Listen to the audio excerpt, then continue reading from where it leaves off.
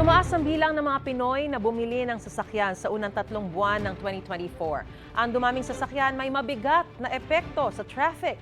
May unang balita si EJ Gomez.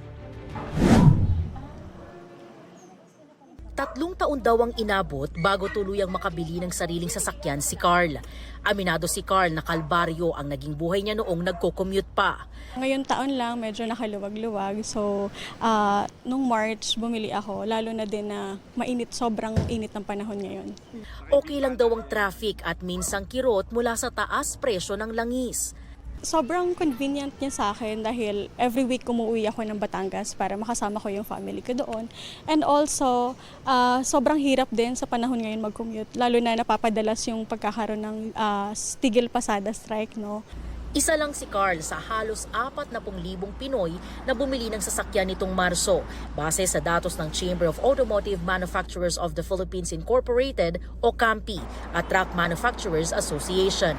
Ang March 2024 data mas mataas ng 1.6% sa kabuang 36,880 noong Marso nakaraang taon. Sa unang 3 buwan ng 2024, umakyat ng 12.7% sa parehong period noong 2023. Ngayong taon, inaasahan na abot sa halos kalahating milyon o 468,300 units ang total passenger cars at commercial vehicle sales ayon sa CAMPI. Dahil daw yan sa mas mataas na consumer demand at lumalagong ekonomiya. Patunay din daw ito ng pagiging good investment destination ng Pilipinas. One of the fastest growing markets in terms of vehicle sales and vehicle production ng Pilipinas sa ASEAN.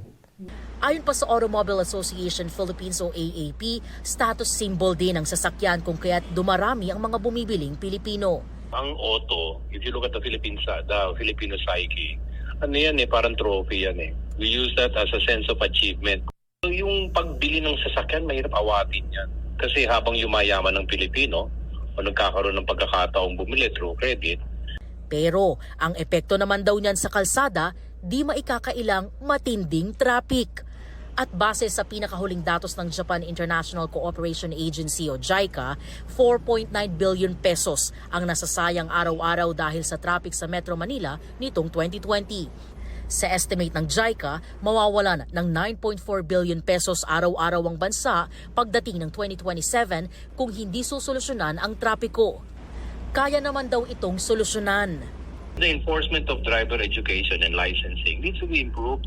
Ang attitude ng Filipino driver, magunahan doon sa kakaperasong dadaanan. Using the road in an orderly manner, therefore, is a good solution. Stopgap, but the long term really would be mass transport. Ito ang unang balita.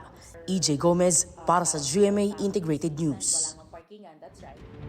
Mga kapuso, para una ka sa mga balita, mag-subscribe sa GMA Integrated News sa YouTube. Sa mga kapuso abroad, subaybayan niyo po kami sa GMA Pinoy TV at sa www.gmanews.tv.